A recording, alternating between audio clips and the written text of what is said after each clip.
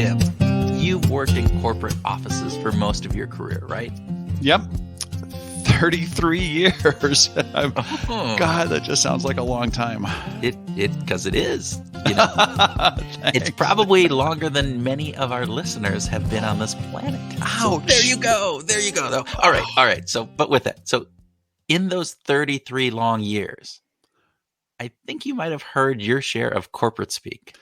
Oh, definitely. I mean, and just to make sure like that I understand here, you want to get a line on the 30,000 foot view in order to right size this initiative? Okay, yes, you have definitely heard your fair and can repeat some of that there. So even though I've been an independent consultant for more than 20 years, not quite your 33, but still getting up there, right? Yeah. All right. Yeah. So almost all of my work has been with global corporations. So I've had to manage my way through the IC philosophy to get to the SOP requiring the RACI form to maximize the franchise's MPS and the CX group.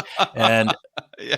Okay. you know, we're going to lean into this, Tim. We're going to lean in and we're going to maximize, you know, the emotional content of anyway. Yeah. Yeah. Okay. I'd say you've been indoctrinated too, but why do you bring that up, Kurt? Well, today our guest is Dan Hill, and he's decided to publish a book that includes lots of snarky renditions of some common office lingo. He partnered with Howard Moskowitz and lots of friends, including drum roll please, you. In fact, I think you hold the honor of creating the most definitions that made it into the book. Bum, yeah. bum. Thank you for doing all the sound effects for the show. It's true. Okay, but let's hear Dan describe why humor is such a delightful act. That was humorous, actually. That was the way that you that was a pratfall. Right? Yeah, there you go. All right, let's hear from Dan. But yeah, a good cartoon, a good joke, I think really captures the essence of a situation, and it does open you up. It's got that aha twist and turn to a phrase, a concept, and it's in that surprise. I mean, literally, when we're surprised, our eyes go wider, our mouth drops open. It means we shut up and we notice the world around us. So I am trying for that element of surprise. This is a good time to welcome all of you to Behavioral Grooves, the podcast that explores stories, science, and secrets from the world's brightest thought leaders for the curious at heart. I'm Kurt Nelson. And I'm Tim Houlihan. We like to explore human behavior that will improve your relationships, your well-being, and your organization by helping you find your groove. From best-selling authors to researchers, you will learn insights from the sharpest minds in behavioral science, as well as psychology, behavioral economics, and neuroscience. And in this episode, you'll actually get it from a comedian as well, Mr. Dan Hill. No, that's not how this works. All right. No, in this episode with author, facial coder, and friend of ours, Dan Hill, we hope that you'll get a little taste for why the power of humor is so important to us right now. God, that is so true, Kurt. And while you're laughing during our conversation with Dan, head over to our Patreon page and at patreon.com/behavioral grooves. That's the US spelling of behavioral, by the way. So there's no U in the word. It's just like our logo. Anyway, just check it out and see what contribution level makes the most sense for you. Yeah, and if you laugh at all during this, you can give $1 for a joke. There you go, $1 per joke. So by the end, you'll be giving like $150,000 a month. It'll be great. That would be, I don't know, Tim. That's a little, maybe $100,000. 100,000 laughs out of this episode. I might have been extrapolating, yeah, or hyperbolizing or something. Hyperbolizing. Ooh, there's a good word. Haven't heard that one in ever. All right. So with that, we urge you to sit back and relax with an overflowing pint of laughter and listen to our conversation with Dan Hill.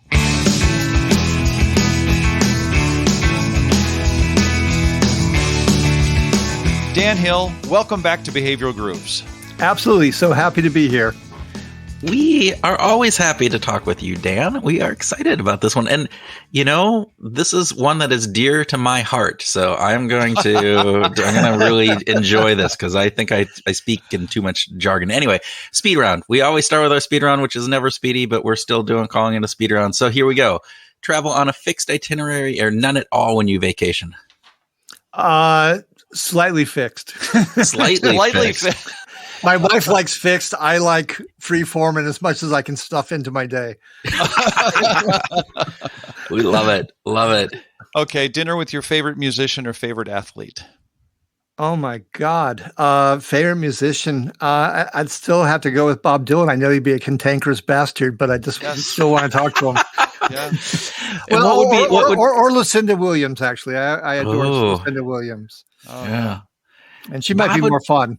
Bob would be interesting. I think Bob would be an interesting cat to have at dinner. Yeah. Yes, he was true with your mind on every single question, I believe. Yes. Yeah.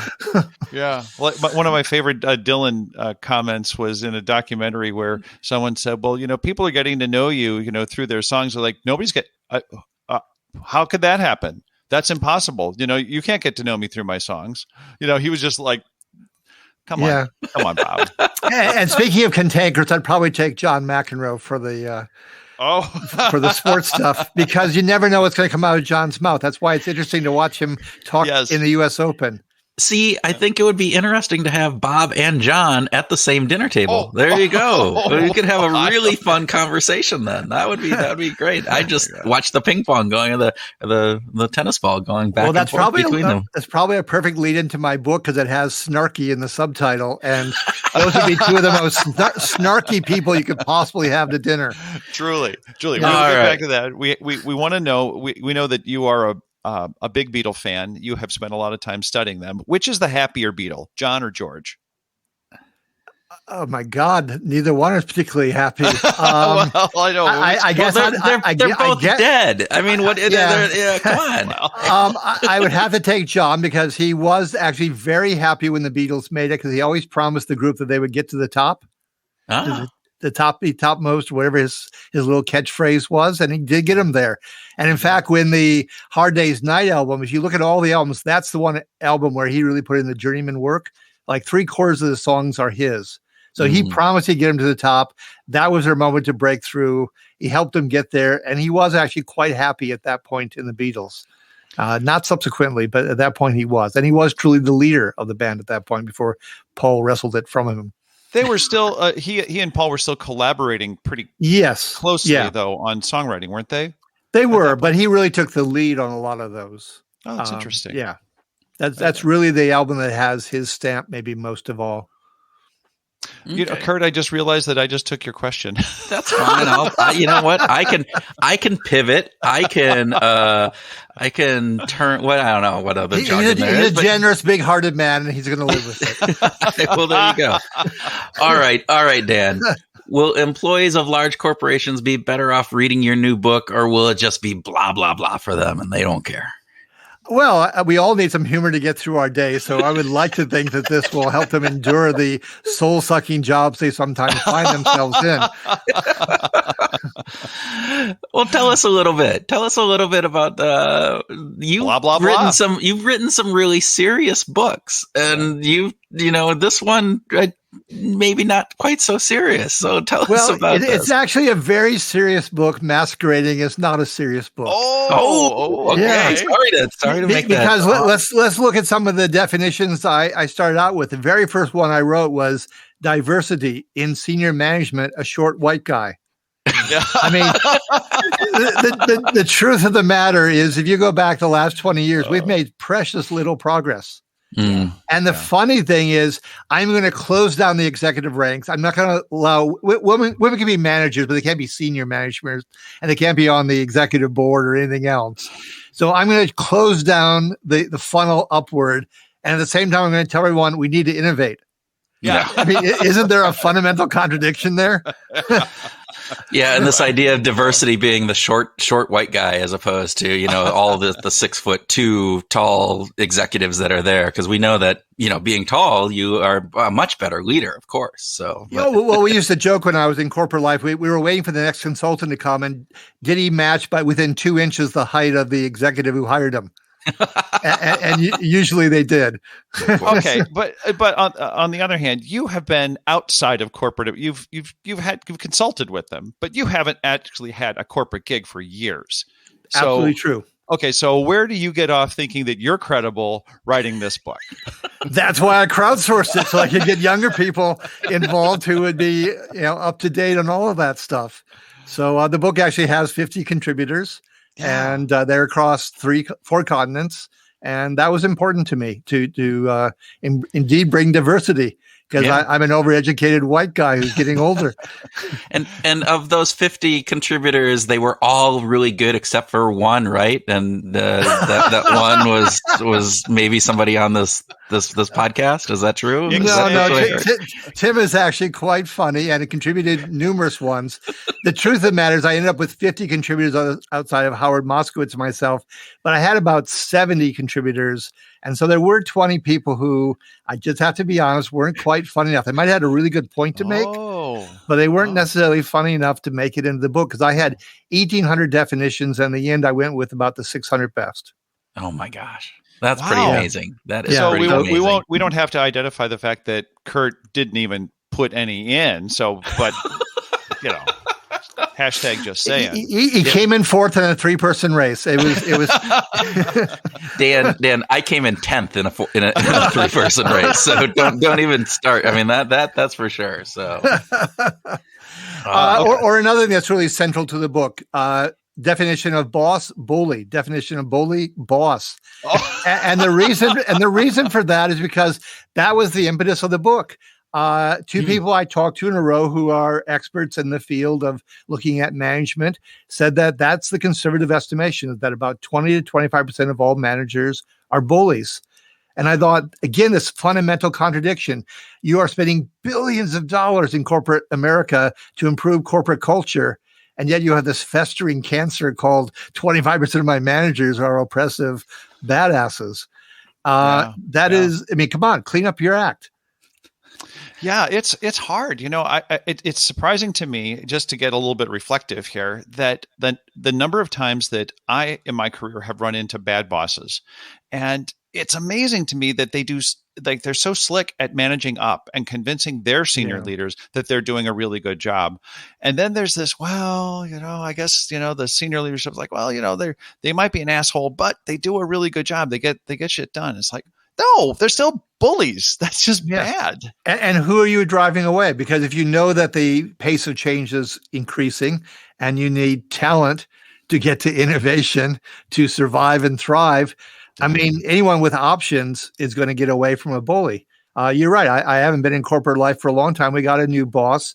She had come from General Electric, and we had a sweetheart manager, a secretary rather, for the department. She calls me over one day and says, "Have you heard the latest joke about Linda?" I said, "No, I haven't, because I generally don't like office gossip." And she said, "Why did Linda go on vacation?" And the answer was to write a new introduction to Mein Kampf. And Mary was the nicest person. She was just a sweetheart. And that's how she was responding. After I left the company, I believe there was a minimum of 3 lawsuits, with allegations of mental cruelty against that person. Oh my gosh. And she did lose her job, but it took a year and a half and a lot of suffering in the meantime. And I, for one, I wasn't the only one. We just said, "I'm out of here. Yeah. I don't have to put up with this. I won't put up with this," and I'm gone. Well, not only does it drive good employees away, but it also creates, at least in some of the instances that I've seen of bad bosses, where it creates just extra workload, because all of a sudden they are coming in and they not necessarily are just being bullies, but they're like, "I need to put my stamp on this. So you guys have gone through, done all this work. And now at the very last minute, I'm going to come in and I'm going to change things because it's me and I get to do that." And then people are working in fear, right? And so then they're just like, "All right, we'll spend all night redoing this and then change it back the next day," because that's what happens. So yeah, well, in my case, we'd had the top annual report in the industry and 3rd best cover the year before. So what was the first thing this new person did? She said, "Oh, we're not going to be working with that design firm this year." Oh God! And she chose one. And not only did our cover not get top, 3, it wouldn't have gotten top 10 billion in my estimation. it looked like a really bad Hallmark card, one that would have rejected and not put on the shelf, come Christmas time. Okay, now it's time for that part of the show where we always ask our author to read some of the entries from their snarky book. This is the always we ask this. I guess I've been sleeping through some of these interviews, Tim, but okay. You gotta lay off the mushrooms, Kurt. Come on. Sure, I'll just take a few. Joy, a word that infiltrates the office by appearing on a few Christmas cards. Emojis, the feelings you would be having at work if they were allowed. Oh. Working late in the office, but only on the days that end in Y. That's good. Sexual innuendos and harassment, which is a really serious issue. When you look at the statistics, nevertheless, the catalyst for mandatory training whereby some male employees learn that harass is actually two separate words. Is it actually two separate words? Isn't actually two separate words. Yes. Man. Oh man, you've said that the book is sort of along the lines of the Devil's Dictionary, right? Yes. Can you, for listeners who might not be familiar with the Devil's Dictionary, can you tell us a little bit about So that? a contemporary of Mark Twain was a guy named Ambrose Bierce who eventually disappeared on a journalistic assignment in Mexico. But Ouch. before he went away from us all, he wrote what's widely considered one of the 100 greatest works of American literature. The Devil's Dictionary, which, because of its name, Devil, got himself in a wee bit of trouble with some people. But it's really funny. My favorite is probably bore, someone who talks when you want them to listen. But there's also dentist, someone who puts metal in your mouth while taking gold from your pocket. Wow. Yankee, no such thing. See, damn Yankee, and so on and so forth. But it's a delightful book, and I was trying to think because you're trying to make reforms. That's really what this book is about in the end. Some of them are just hopefully just funny in their own right, pretty much, and shooting carpet and barrel, some lame term that's out there. But a lot of the book is really about an agenda saying, can't we do better than this? And particularly at a point when we're looking at what some people are dubbing the Great Resignation, where I might want to change my job, my company, my career field. I'm using COVID-19 to do a re-envisioning of my life. So why shouldn't we be thinking about not just hybrid, but also what are the feelings we actually have at work? Who's responsible for them? How can we get to a better place? I'll give you an example. One of the ways in which I filtered the book, I went back and analyzed the sayings in the book. You start way back in this benign year, back when we're still a farming agrarian community. Mm-hmm. And you could have something fun like making hay, while the sun shines. Well, now you get up into the contemporary, you have phrases like make a killing. We are in a completely different place, or bureaucracy, building consensus. Would farmers ever stand around and say, I'm building consensus, as how I'm going to handle the harvest? We wouldn't talk like that. We would talk like human beings. Well, and so I think the power of humor is that there is almost always a kernel of truth in this. And it is that piece that can be holding up that mirror and you go, oh yeah, this is, I laugh because there's some truth behind this. And that is actually a little bit painful for me to admit. And so is that part of why you're using humor from this perspective? Oh, absolutely. If I had the talent, I would be, an editorial cartoonist. And I know they're losing their jobs as the magazines and newspapers dwindle in size and number. I think really captures the essence of a situation, and it does open you up. It's got that aha twist and turn to a phrase, a concept, and it's in that surprise. Literally when we're surprised, our eyes go wider, our mouth drops open. It means we shut up and we notice the world around us. So I am trying for that element of surprise, and then the humor, the kick, which, I'm trying to get everyone addicted to the book naturally. And so, I want joke after joke. That's why I had to take out the ones that, I thought would break the momentum. That's good. So what was the catalyst? What was the spark that said, this is the next project I need to, because how many books have you written? A dozen? Too many. Too damn many is the short answer.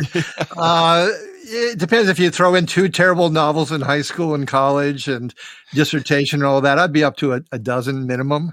Yeah. So I'm raising a very sizable Mormon family of books here.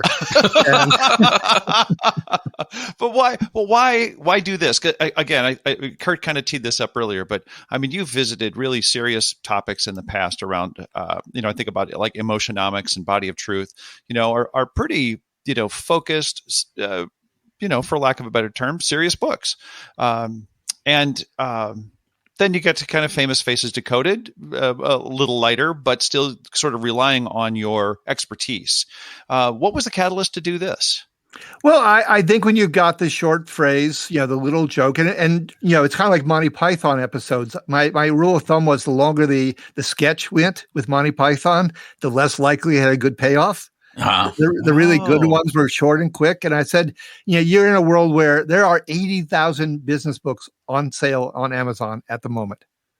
So to break through is really tough, and people have a short attention span. So I actually think that the quips and the asides and the crowdsourcing lets me bring a lot of vantage points and a lot of issues to bear in a condensed format, and have those little lightning strikes that can work for people. Because I think we just, I make time every day to listen to the late night comics. I mean, I just want the humor, and some of the stuff is really brilliant. I read a good deal of the editorial pieces in the newspapers because they got a point of view and they'll argue for it. So I'll scan the headlines, but I really want perspective. So I want a voice, and I want some humor that has wit and intelligence behind it and a point of view.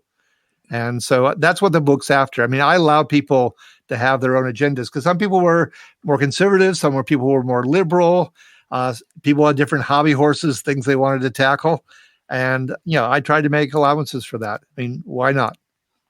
So who would find joy in reading this book, and not just the Christmas card at the end of the year, but who would actually find real joy in reading this book, do you think? I had several audiences in mind. One was definitely women, because I think the workplace is still very sexist. One of the definitions is manual, which is when you go to conferences and everyone on the panel is a guy. Yeah. And the definition is something like, because we need to hear more from white men. Yeah. Right. And I'm not trying to exclude them. It's simply a matter of those shouldn't be the only people who are talking, because they're certainly not the only people in the audience. I was on a conference call just the other day where someone actually said women and other minorities. And I said, wow. And other minorities? I said, don't you mean and other majorities? I said, for instance, white people are about 11% of the planet. Yeah. And women, of course, are obviously about 51% or thereabouts. Yeah. The person didn't apologize or said, yes, I misspoke or anything. I thought, whoa, isn't that revealing? So, there are some things here that definitely are pointing out inequities. And it could start with gender. It can certainly do with race, but it also has to do with income. Because we always say trust is the emotion of business. Well, trust and inequality have inverse correlations. The more inequality we have, the less we trust that the structure we're in is fair, that we'll get an honest shake and things will turn out. We all know that executive pay has skyrocketed over the last 40 years. And that's a really fundamental issue. So I think people can't help but notice that. My paycheck is this, and we're talking about a golden parachute in their case. So I think people who, are looking for I'm hoping that they'll take some cheer from this and say, here are people who are putting their shoulder to the wheel. They're daring to say the things that we whisper about, but you don't find it between the covers of a business book very often. No. And there's some solidarity, just like people at Google said, we're going to stage a walkout, because our collective voices say this isn't an acceptable situation. So I don't deny that I'm trying to rally people to say, let's talk about these things. Let's recognize them. So I think anyone who's interested in diversity, inclusion, equity, most definitely. I think someone who's maybe 2 years into the job should really enjoy this book, because you're now far enough in that you really have, and you haven't gotten so jaded or so acclimated that you don't notice the jargon, but you're far enough into it that you recognize it. You can't stand it. You used it for a bit yourself, and now you're starting to pass out of that. And I say that because back when I got my PhD, you always knew the people who were in the first semester of their second year. They picked up the academic jargon and they were using it copiously. And by the next semester, they were sick of it. So I want to get them. I want to get them right at the point where they're browning out on this stuff, but it's really on their radar screen. And so I would say that's the second one. And the third one would just be the person who's hanging on for a few more years and says, I got to have some way to get through my day because this is killing me, man. And so I would say that's another audience. Well, that's like me working with Tim. So I might buy it for that last one there, It wasn't that funny, Dan. It was not that funny. Yeah. But it's funny that he would say it to you. To your face. So, Dan, we talked with Vanessa Bonds the other day, and she wrote a book. It's a fantastic book. You have more influence than you think. And it was just interesting when you start talking about the different equity pieces and the power dynamics. And I think what her book says is that we have as a lot more influence than we tend to think in various different areas. But the other piece, one piece that she brought up was just that once you get power, you actually make some wrong assumptions about the types of influence that you have and the types of influence that other people have, which I think is a lot of what some of the definitions that you've just come up with and some of those things that you were talking about. And it's really interesting to see that you are looking at this book as like a catalyst to drive change and to make people to be thinking about this. And I think, so just for our listeners, make sure you listen to Vanessa's episode right after this or right before this, because I think tied together, they'll be fantastic. So, well, and in fact, my first chapter is, hoisted by your own petard. Basically, it's your own foibles, because I'm going into all the ways in which you get bamboozled. So it's managers' blind spots. It's the colleagues stirring the pot. It's executive blunders and other buffoons. But the very first chapter is your own foibles, because we are human beings. It's the premise of your podcast in many ways. We are flawed individuals. We do the best we can, or at least in many cases we do. But we have blind spots. We make errors. Emotions can help us. They can hurt us. We're certainly not as rational as we think we are. And we're all trying to make our way forward. What was the biggest aha moment that you had in putting all this together and assembling and writing and all the things? What was the greatest insight that you came to? Oh my God, that's a tough question, because it was such a painful process. I thought crowdsourcing was going to make the job easier. And suddenly it's like, well, is it my sense of humor? Is it, am I maybe tired and I should pick it up in the morning because everything's not seeming funny suddenly? I was floored by how much work having fun was. Wow. I mean, it really, it's a whole year of my life, to get this done. And I thought it'd be a breeze. So from a procedural point of view, that's it. I can tell you my personal favorite of all of them, which is a really lighthearted one. And it's the hotel minibar, which they note as the high water mark of capitalism, because you have the tiny morsels of chocolate and alcohol so small that they had to hire elves to gift wrap them. and consuming it bankrupts your expense account. Yeah. Oh yeah, right. Exactly. Yeah, and I think of that almost every day, because it's so true. You go on the business trip and you're exhausted, and you go through the stressful and or boring meetings, and you get to the room and you look at all those little things in the refrigerator and go, I better not. I might eat a lot of these. I might consume a lot of this rather quickly. And it's going to be really expensive. And it's going to be really expensive, really, really expensive. But it's an expense report, so it's not my money, so I'm going to go do it, right? There you go. True. Of course, in my case, as Tim was alluding, eventually it was my own company, so it was going to come out of my pocket. Generally, I didn't indulge. I tried to wait for dinner or just take a nap and recoup that way instead. But I don't know. That one really just always tickles my funny bone. Dan Hill, it is always a pleasure to talk to you. Thanks for being a guest on Behavior Grooves again. Oh, absolutely. You're two of my favorites.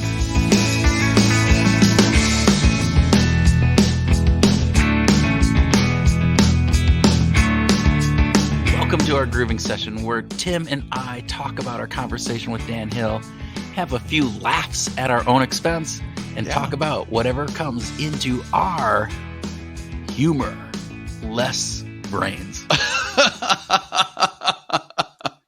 So see, because we think we're comedians, but we're not. We are not. Humor less people. There we go. At least our brains. Our bodies Yeah. might laugh, but our brains are going, that was pretty dumb. Yeah, isn't that the truth? Well, I'm glad that we're grooving on this because, first of all, I think it's a really fun book, not just because I contributed to it, but Did you get because some royalties out of that? You get some payback? fat, baby, fat. Yeah. I got bank. Let's just put it that way. Yeah. Did he give you a Coke Zero? No. We had dinner at his house. Ooh, dinner at his house. There you go. See, you get the big bucks. Man, Yeah. I wish I could get dinner at Dan's house.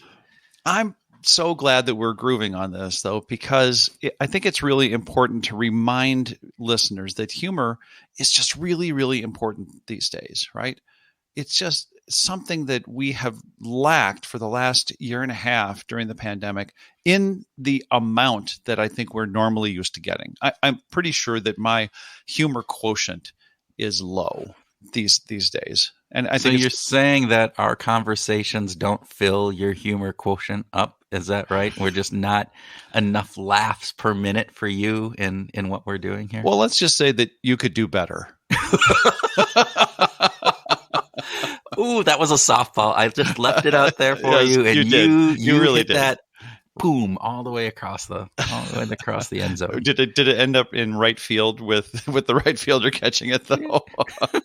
Did you notice I actually even messed up? Like I said end zone instead of. No, I didn't notice that. That's good.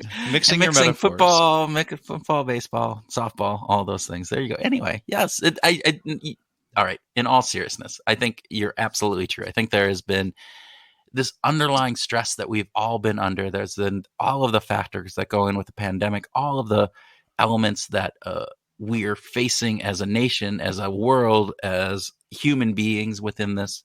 And the fact that we should be able to laugh more and we should be laughing more is something that, hey, if we can do it, it's fantastic because it has some real health benefits, doesn't it? I mean, what does it do for our health? It's got the big old endorphin rush, right? It's got endorphins. Our body likes those. Yep. Yeah. Got milk, got endorphins. There you go. Endorphins. Absolutely. Yeah. Our bodies thrive on endorphins, and that's a really positive thing. And I couldn't find any science on this to sort of detect whether or not we're getting as much humor during the pandemic versus not. I expect that at some point somebody's going to study it, but I don't know how. But the point is that I think my gut feel is that we need more of it. And so I think what Dan's doing is important work. Well, this is an interesting piece because a lot of our conversations have been not in person, particularly work ones. They have been over Zoom. And is humor as transferable over a Zoom setting as opposed to an in-person? Even if it's a one-on-one Zoom setting, I don't know. It doesn't have that same personal touch. It doesn't have that. And particularly with a larger Zoom meeting where you got 30, 50, 100 people on a Zoom call or even 10, it doesn't feel the same. You don't have those one-off conversations with others where oftentimes those little humorous pieces happen, those little bump-ins where you talk about something and you both chuckle because you had something in common. You know, it's not even the big jokes. It's not the massive comedy routines. It's those little elements of laughter and joy that come with those kind of one-off conversations. There was research, and I can't remember who did this, but they were studying like when do people laugh, and people always assume, well, it's when people tell jokes. No, it's actually at the end of kind of little quirks of conversation that we have with each other, and it's like at the end you go, that's I get that, yeah. And we don't do that on Zoom as much. In my thought.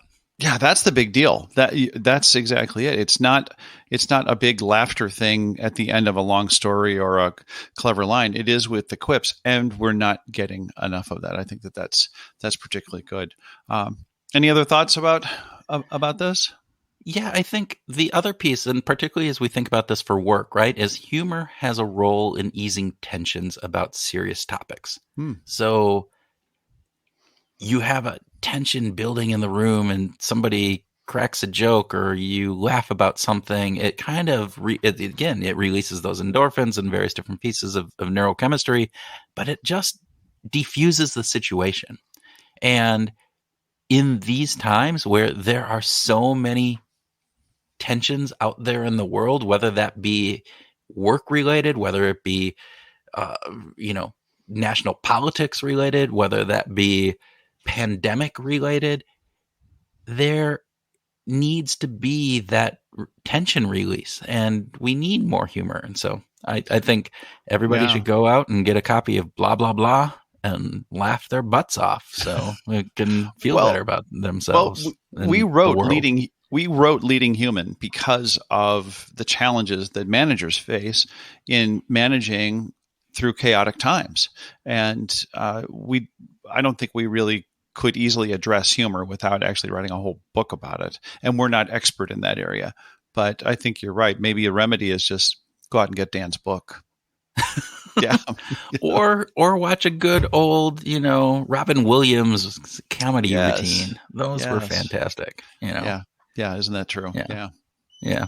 All right. So actually, Dan's book is about snarky, common workplace terms, and we would love to hear yours. So if you have any of your own terms that you want to share, go out to our Twitter at Behavioral Groove without the E. It is our Twitter thing, and leave us a note and say, hey, here, listen, this is a great little snarky, thing that absolutely has no meaning outside of corporate speak.